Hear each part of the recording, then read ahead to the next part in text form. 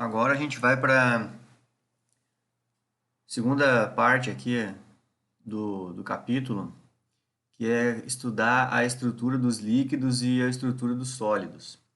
Bom, a gente perceberam que a gente pulou um capítulo do Atkins que era específico para estudar a interação entre os gases, né? E eu pulei esse capítulo porque, na verdade, a interação entre as moléculas na forma gasosa é praticamente nula. Existe, mas é muito baixa. E como a gente na química, são poucas pessoas que trabalham com gases, né, em química, a maioria das pessoas trabalha com via sólida e úmida, então eu escolhi por deixar esse assunto para depois, digamos assim, né? Caso eu precise estudar ele, a gente volta e estuda ele específico. Então a gente vai para, digamos assim, um conhecimento onde tem mais chance, que a gente mais precisa, digamos assim, né? No dia a dia de um químico, que é estudar o comportamento dos líquidos e dos sólidos, tá? E é claro que eles são os mais complexos aqui. Então, diante do que a gente acabou de estudar, que são as interações intermoleculares, que é elas que nos dizem as propriedades do coletivo das moléculas, né?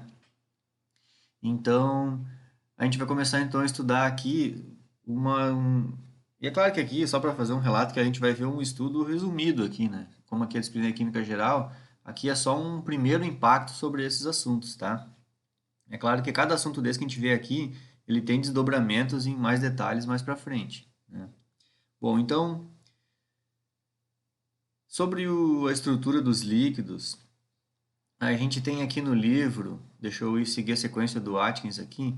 Primeira coisa que ele fala aqui é sobre a ordem dos líquidos. Na verdade, ele só quer dizer o seguinte aqui, ó, que nos sólidos os átomos estão ligados por ligações intermoleculares que não se destroem. Elas acontecem e aquelas ligações ficam estáticas, tá?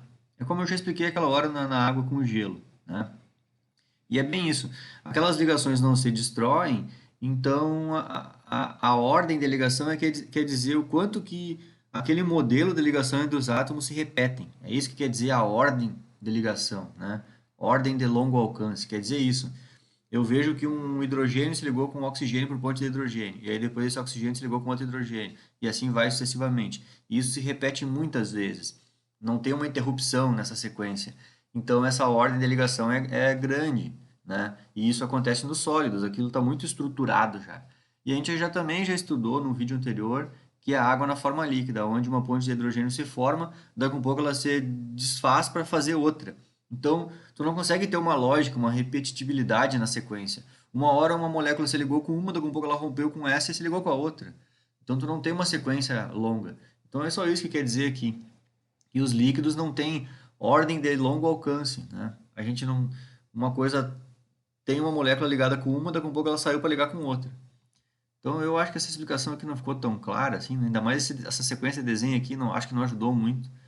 Mas na real ele quis meio que dizer que a molécula parece que está andando, assim, né? Ela estava ligada com uma, daí trocou para outra, para outra, para outra, para outra. Acho que é isso que ele mais ou menos quis mostrar com esse desenho aqui, tá? Mas vamos aqui para algumas coisas que vocês vão achar até fácil. É o seguinte, o que quer dizer viscosidade? Viscosidade quer dizer o quanto que um líquido consegue fluir, digamos assim, a gente consegue transferir um líquido para o outro. É, e a viscosidade, assim, ó, quando tu tem um líquido, tu passa de um copo para o outro, né? Tem água, tu vai transferir água de um copo para o outro. Isso é a viscosidade, o quanto um líquido flui em algum lugar, né? Para algum lugar. A viscosidade tem tudo a ver com as interações intermoleculares. E de modo geral, então aqui eu vou dar uma explicação assim, ó, de modo geral, tá? Quanto maior a força de ligação intermolecular, ou seja, quanto mais as moléculas se grudam uma na outra por interação intermolecular, isso aumenta a viscosidade. O que que, o que quer dizer a viscosidade? Quer dizer o quanto as moléculas fluem de um ambiente para outro. A gente transporta, a gente joga elas de um lugar para outro. E se essas moléculas elas se atraem muito uma à outra, quer dizer que a gente vai ter uma dificuldade, digamos assim, de transportar uma molécula de um frasco para outro, né? Não digo dificuldade, não é que é difícil pegar um copo com um líquido e virar de ponta cabeça num outro copo vazio. não é isso. A questão da dificuldade é o quanto aquele líquido sai de um copo para ir para o outro. Será que ele sai bem tranquilo, é bem fácil ou não é tão fácil assim, né? Mas também essa explicação, eu vou tentar pegar um exemplo aqui, ó, na cabeça de vocês, aí acho que vai funcionar. Vamos pensar assim, ó. Todo mundo já transportou água de um frasco para outro, né? E as gurias aí certamente já tentaram transportar acetona de um frasco para outro, talvez. Ou vamos pensar assim, ó, quem é da gurizada aí, se alguém já mexeu com gasolina algum dia, não sei se já tentaram transportar a gasolina de um frasco para o outro. Ou se ninguém fez isso, nenhuma das duas, deixa eu pensar, alguém já tentou transportar de um frasco para o outro álcool. Álcool de casa. Nem tá 100%, mas álcool, né? Vocês conseguem lembrar na cabeça de vocês que não é igual transferir a água de um frasco para outro do que, por exemplo, o álcool de um frasco para outro? Vamos ficar com o exemplo do álcool, o etanol. E isso que etanol até faz ponte de hidrogênio, tá? Só que o etanol tem uma cadeiazinha orgânica um pouquinho mais longa. Bem pequenininha, mas tem, né? E a água, a ponte de hidrogênio dela é muito mais efetiva, porque as moléculas são pequenininhas, fazem ponte de hidrogênio. Então vamos pensar em transferir água e transferir álcool. Quando a gente transfere a água, a gente consegue perceber que não tem tanta dificuldade assim. Tu transfere a água de um copo para o outro e praticamente não tem um pingo que escorre pelo copo, né? Se tu for transferir, por exemplo, o álcool, vocês vão ver que é meio. Tem bastante tendência quando tu inclinar o copo, o líquido já começa a escorrer pelo copo que ele tava. Sabe esse negócio, hein?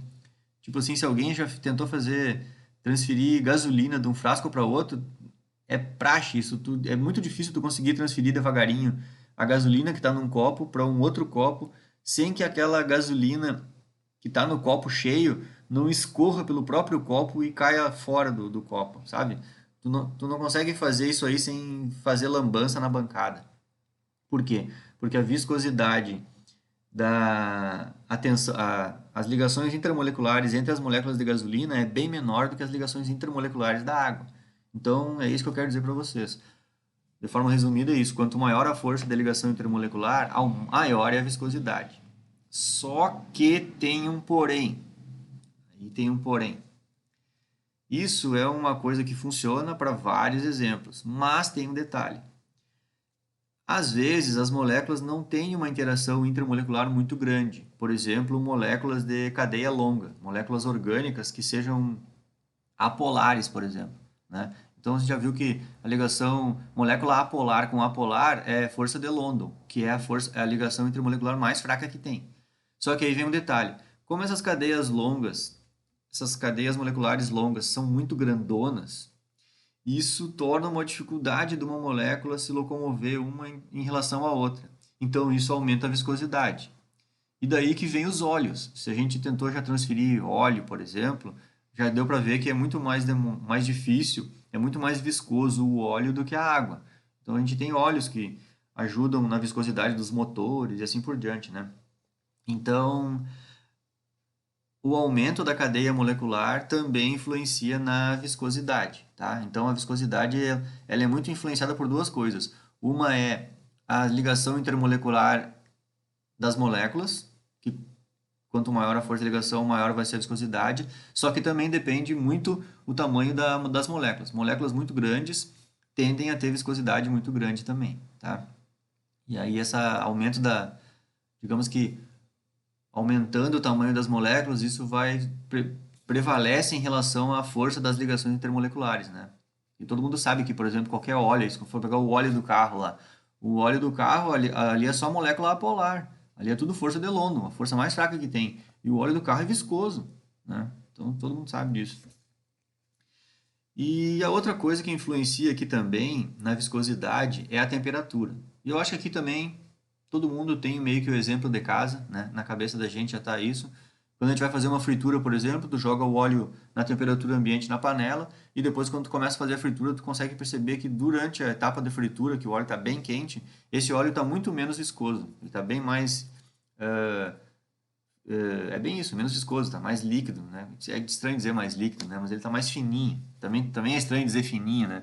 São palavras que a gente usa no dia a dia, mas na real a gente está escapando dessa palavra que é o que a gente tem que dizer. Tá menos viscoso. Então, quando a gente diz assim, esse óleo aqui tá grosso, e aí depois tu fala, agora o óleo eu aqueci, ele tá fininho. Quando tá grosso, é alta viscosidade. E quando a gente diz que o óleo tá fininho, é porque diminuiu a viscosidade. E essa que é a expressão correta da coisa, né? E a outra coisa que tem aqui outro estudo aqui dessa parte do livro é a tensão superficial. Eu já falei nela no vídeo anterior, e deixa eu ver aqui o que tem dela, né? Esse desenho eu já usei no vídeo anterior, mas a tensão superficial, eu acho que uma coisa que eu não falei, que está no livro aqui, é o que faz a gente ter a água num formato de gota. Por exemplo, quando chove, por que que a água quando cai assim, ela tem formato de gota? Porque quando a gente tem uma pequena quantidade de água num ambiente aéreo, a tendência é as moléculas de dentro puxarem as moléculas que estão para o lado de fora. Isso vai acontecendo intermitentemente, e como essa água não tocou em lugar nenhum, ela está no ar, digamos assim, é um pingo d'água da chuva, a tendência é aquilo ali ficar no formato esférico, né? Então é por isso que a água, por que que existe a gota d'água? Porque a gota é isso, um excesso um excesso não, é uma sequência de tensão superficial que retrai as moléculas de água que estão na parte externa um pouquinho mais para dentro.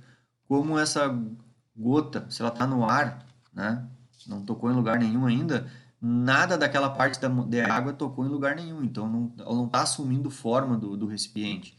E então a gente tem o formato da gota. Então aqui a gente tem, acho que uma figura do que é um orvalho, sei lá. É, as gotas d'água, não diz o que é. São as gotinhas d'água grudadas num ambiente aqui, tá? Nem sei se isso aqui é uma planta, isso aqui é um zoom, não sei o que é, tá? E essa tensão superficial, ela tem uma coisa muito interessante para nós químicos, porque a gente sempre lida com líquidos, né?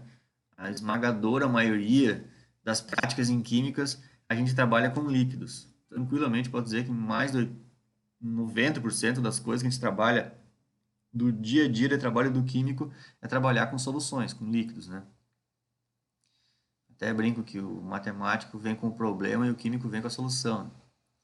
Então é isso. Aqui, e das soluções líquidas, né, que toda solução é líquida, a gente sempre vai ter essa coisa aí, que também dentro da química, a maioria das soluções a gente faz em meio aquoso, né? É claro que muitas delas não, né, principalmente na química orgânica, mas a maioria das soluções são meio aquoso. E a água tem essa tensão superficial que a gente acabou de estudar, acabou de ver aqui, né? A tensão superficial aqui. E o que que essa tensão superficial faz? Muitas vezes, ao colocar a água em um recipiente, a molécula de água consegue fazer pontes de hidrogênio com o recipiente. Por exemplo, isso aqui é uma solução aquosa dentro de um tubo de ensaio. E o tubo de ensaio, aqui vocês não tá dito aqui, eu acho, né? Mas assim, ó, o vidro é feito de sílica. É silício ligado a oxigênio. E algumas vezes essa sílica ela é amorfa, ela não tem um formato definido, que a gente vai ver mais adiante. Mas essa sílica, muitas ligações de oxigênio, elas se rompem e fica substituído por hidrogênio. Então a gente tem grupamentos OH no vidro. E esses grupamentos OH é o mesmo grupamento que tem do H2O. Então a gente pode formar ponte de hidrogênio entre água e grupamentos OH do vidro. Então podem ter certeza que a água faz ponte de hidrogênio com o vidro do tubo de ensaio. Então, agora, a partir de hoje, cada vez que vocês imaginarem um líquido dentro de uma coisa de vidro, pode ter certeza que o líquido está fazendo uma interação intermolecular com um sólido, via ponte de hidrogênio. É isso. O líquido com o vidro, a gente tem uma interação intermolecular aqui. O líquido tem molécula, o vidro é feito de molécula também. E aqui a gente tem ligação intermolecular para a ponte de hidrogênio. E as pontes de hidrogênio é uma interação intermolecular muito forte, a mais forte que tem. E aí isso faz com que a água comece a interagir com esse vidro aqui, ó. E isso justifica a existência dessa formato aqui, ó, que é, eu sempre digo nas aulas que é como se ficasse a bundinha do líquido aqui, né? Um oval aqui, ó. O nome desse fenômeno aqui chama-se menisco. Acho que isso diz aqui, né? Deixa eu catar aqui.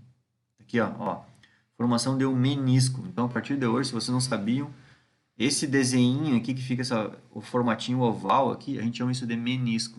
E a existência do menisco num tubo de ensaio, e depois vocês vão ver na química analítica, que a gente usa umas vidrarias graduadas, que tem toda uma graduação aqui do lado, e a gente tem que ajustar o finzinho da curva aqui, bem na graduação ali, a gente diz que é ajustar o menisco na graduação da vidraria.